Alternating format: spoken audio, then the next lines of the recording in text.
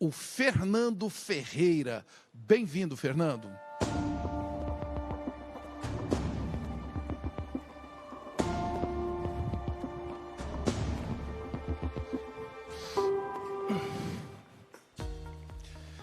Boa noite, Fernando. Prazerzão. Boa noite, Tass. Prazer estar aqui.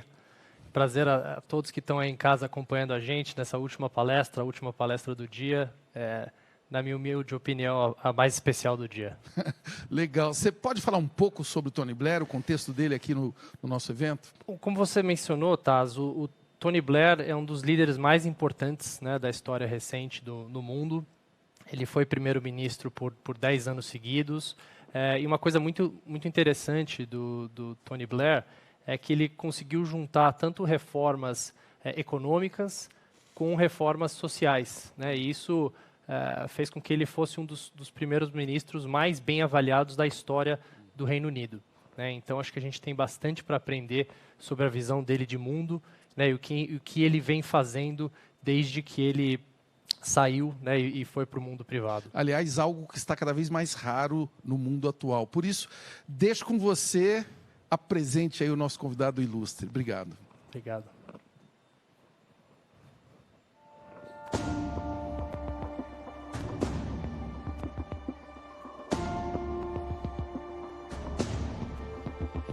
Hello.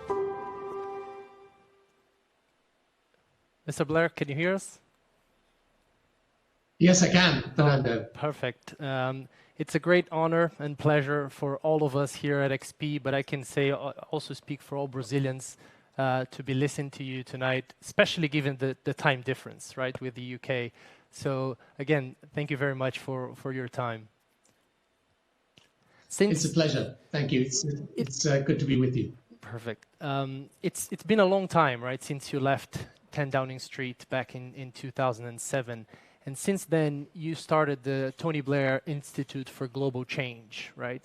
And you've been engaging in a lot of advisory work for governments around the world and corporates as well. So if we can start by you telling us a little bit about that work and what's the focus for the Institute and what sort of problems are you trying to tackle? So, Fernando, what I've done is I've been spending the last years building this institute. It's a not-for-profit institute. Essentially, the role of it is to advise governments on how to make change and reform and to equip leaders for what they need to do in a fast-changing world. So we're in roughly 25 different countries, mainly in Africa, but also in the Middle East and elsewhere. And we have a whole program devoted to technology because I think that the technology revolution we're living through has got enormous challenges, but also immense opportunities. And we try to bring to bear sort of practical strategic guidance to governments, because the thing I found when I was a prime minister for 10 years is the toughest thing about government is to get things done, is to affect real change. The journey I went through in my time as prime minister is really learning how to make the process of government work most effectively. Because I think today the quality of government, its effectiveness, is the single biggest determinant of success. So, you can look around the world today and you can get two countries living side by side, roughly same population, same resources, same potential. One succeeds, one fails. And the difference is in the quality of government. So you could look at Colombia and Venezuela, for example, or you could look in Africa at Rwanda and Burundi, or Poland and Ukraine in Europe, or the biggest experiment in governance in recent human history, which is the Korean Peninsula, North and South Korea. So what we do is we study and we work on how do countries succeed? What makes government effective? How do you deliver for people? And when we look at specifically emerging markets, right, and developing countries, what are some of the common problems and common issues you find across those countries? I mean, asking in a different words, you know, what deters them from actually developing, right? Is it lack of, is it inefficiencies? Is it lack of resources? Is it corruption? I mean, what are the key common problems you find on with the governments you work with? So here's the thing. It's actually quite easy to work out what governments should do. The hard thing is doing it, because a whole lot of interests get in the way of doing it. So if you look at emerging markets, it's really not very hard to see what they should do. You need to root out corruption. You need to have proper rule of law. You need to have predictable rules for investors. You need to have a climate in which business can grow and thrive. You need to be educating your people properly.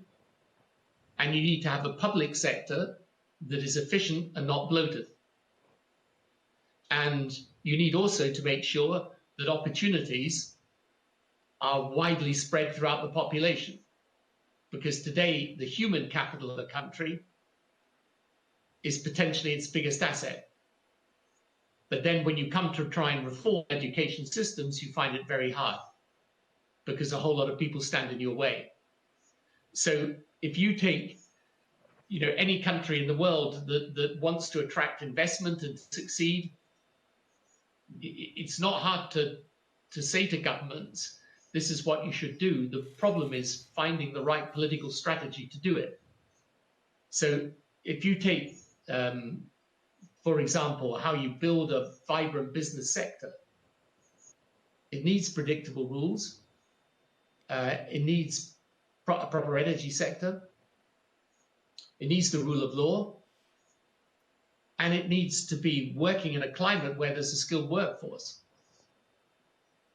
So these are the types of things that what we do is, which makes us different from other organizations, is that we try and give the political leadership a political strategy. Right? I mean, we're not partisan.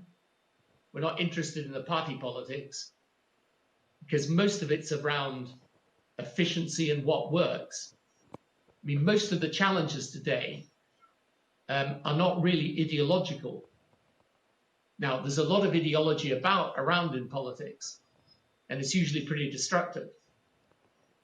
But the actual problems are practical problems that require practical solutions.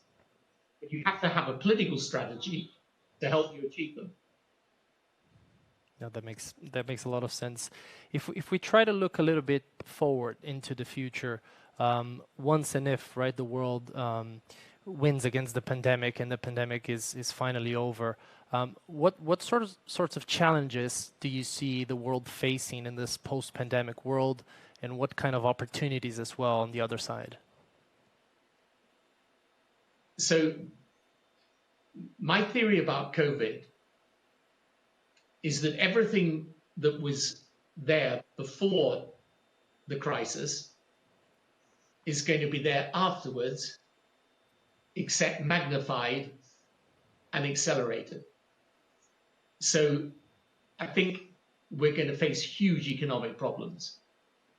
And many, many countries have faced this terrible dilemma between trying to control the disease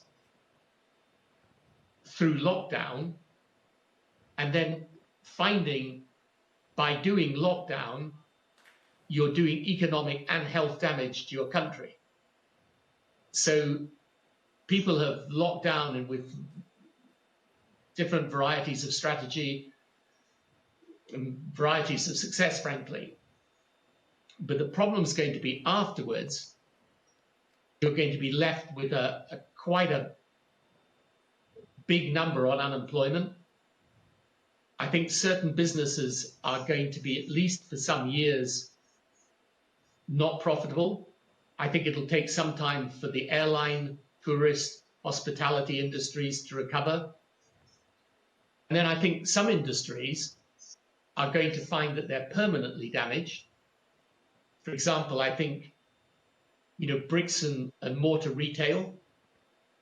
But then I think you're going to find other industries are going to see their growth accelerate, particularly any industries that are incorporating technology. So I think it's going to be a very uncertain time. And I think the immediate challenge is going to be to make sure that anything that can change the game on COVID, which is either a vaccine, a therapeutic drug, or rapid and accurate testing,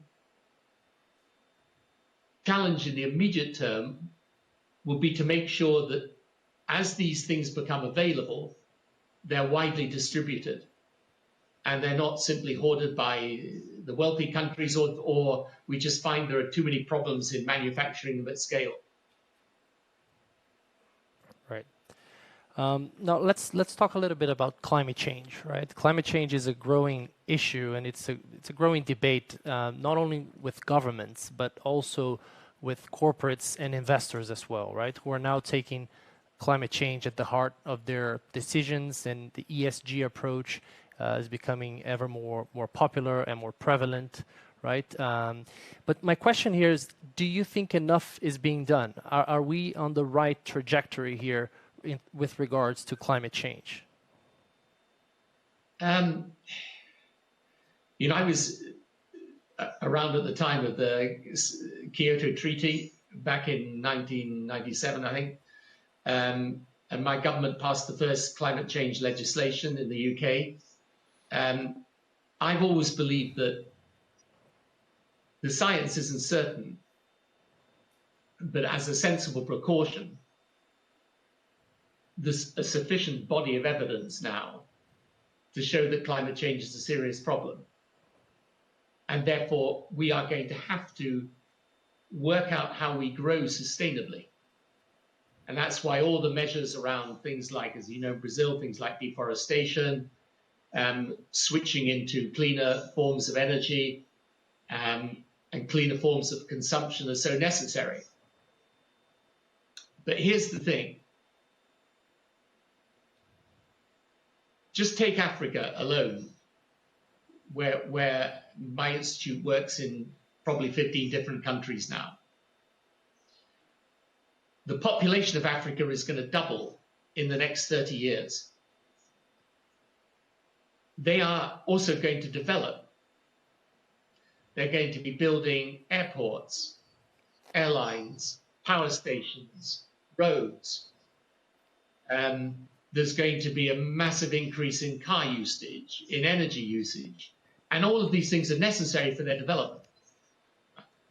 So the challenge is, how do you make a continent like Africa that has to grow to succeed and feed its people, how do you make it do that sustainably?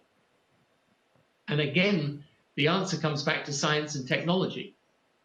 You can't say to these countries in Africa or states in India, you can't consume and you can't develop, because they'll say, look, you guys have, so why shouldn't we? So inevitably, the world's going to have to find and invent the means of growing sustainably.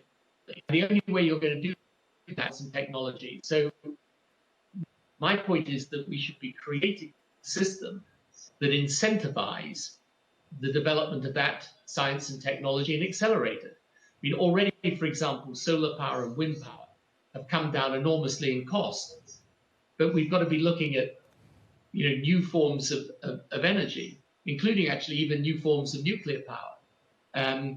We've got to be thinking, how are we going to operate in a world where you're going to have driverless cars that are electric vehicles, because that's the way the future is going to go.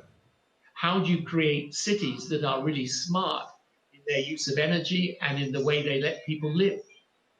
So all of these things are going to be within our grasp if we have the right intelligence and we have an approach that helps this technology to help us. So this is the absolute key in my view. And, you know, there are huge advances that are going to be made in the world. We've got, again, to make sure that those advances are then embedded in the developing countries of the world, because otherwise, even if the developed part of the world cuts its CO2 emissions, then as the developing part of the world improves its standard of living, then we're going to be no better off as humanity as a whole. So this is, in my view, the key, and it's one of the things that my institute again works on, which is how do you create the right framework for government to embrace this technology and to use it effectively. Great. And I mean, another consequence of this pandemic seems to be, again, the rise in inequality, right, and social discontent around the world, right, which is something, I mean, your government was very focused to reduce, right, to try and reduce. But how do you think about that growing inequality, and also do you think that this higher discontent or more discontent in the world can shift the political waves and the political cycles in the world? We have an upcoming presidential elections in the U.S. Do you think that this was going to have any sorts of impact on upcoming elections? Yeah, I mean, for sure. And one of the key things out of this pandemic is the people who suffered most are the poorest. They do jobs where it's much harder to work remotely. I mean, we've switched the whole of my institute onto remote working. We can do it. But if you're, you know, working in the public transport system, or you're working in a shop, or you're you know, a worker that's a manual worker working in a factory, it's very hard for you to distance. It's very hard if people are living in cramped conditions to do this. So the pandemic is going to hit the poorest worst. And probably in terms of job insecurity, again, the pandemic will affect that. But so, of course, as we become, you know, move up the value chain, and some jobs that are less skilled become automated, then your risk is that you end up with even greater inequality. And, you know, one of my points around technology is that it has got this extraordinary opportunity attached to it, but the challenge is to make sure that you don't end up with another big social divide, because some people are able to operate in this world of change and technology and others aren't. So that digital divide is really, really important to bridge. So in my view, what is necessary is to have a politics that focuses again on practical solutions. And here's the challenge and the risk, certainly for the developed world right now, which is that in an era of discontent, people are very susceptible to populists. And by populists, I don't mean politicians that are popular. All politicians want to be popular. You don't win elections unless you have a certain level of popularity. The populists are the people, in my view, who tend to ride the anger rather than provide the answer. In other words, they exploit grievance, whether it's around migrants or issues to do with nationalism, or, you know, that you get populists on the right, you get populists on the left who will be attacking business and so on. So the risk is that with this challenge, which is how do you make society more equal and productive, you get popular solutions rather than solutions that actually work. And what is important, in my view, is to recognize that the only way you're going to help the broad mass of the population in these circumstances is by actually doing the things I was talking about earlier. Education, vital. If you're going to need more and more skills and more ability to adapt to a changing world, then the failure to educate is going to lead to the failure to succeed. Building the right infrastructure, creating the right environment of opportunity for people, allowing people nowadays, a lot more people will begin their own business. They'll probably be using technology to do it. So you're going to have a changing world of work, changing economy. And the question is, how do you equip people for this? And the answer doesn't lie in, targeting immigrants on the right or targeting business on the left. It lies in understanding the way the world's changing and getting practical solutions to make that change work for people. But I think this is going to be it's going to be a very big question. And sure, you've got a presidential election in the US that's going to be probably the most fiercely fought and partisan, in living memory, actually. Any views on the election? Now let's shift gears to China, right? And in your institute's last piece, when you talk about the next decade, right? You talk about China and the fact that China is going to become the largest, right, economy in the world. We just heard Ray Dalio talk about that earlier today, right? The rise of China. But since the pandemic, right, that relationship with the West has changed, or a lot of things have accelerated. Let's put it this way. So my question to you would be, how do you view that relationship evolving in the next couple of years between China and the Western countries, but more specifically with Europe and the US? I think the relationship's going to be much more confrontational and hostile. I don't really think there's a way out of that at the present time. Sorry, can you still hear me?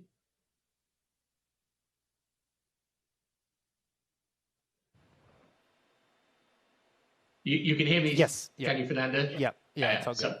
Yeah. So I think a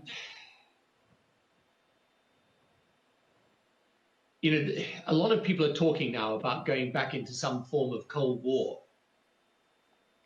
But I think we've got to be very cautious about this and realize that we're dealing with two separate things.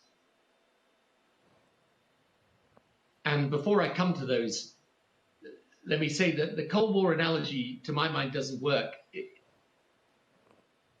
When the Berlin Wall fell and the Soviet Union collapsed, the United States of America imported roughly $200 million worth of goods from the Soviet Union.